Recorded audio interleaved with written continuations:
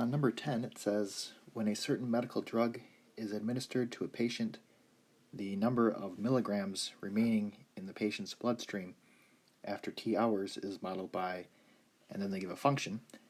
It says, how many milligrams of the drug remain in the patient's bloodstream after 3 hours.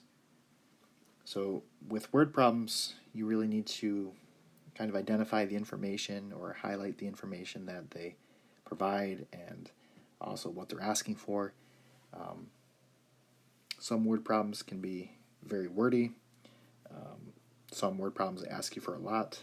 Some of them don't ask you for that much. In this case, they're actually not asking for that much because they gave us the function, and T is just how many hours have passed, and they're asking what is the number of milligrams after 3 hours. So essentially you just need to plug in T is equal to 3. So we'll take 50e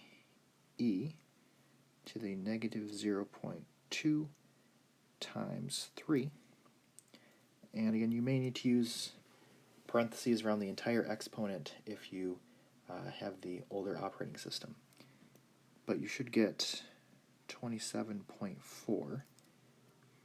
And then the units on this would be milligrams.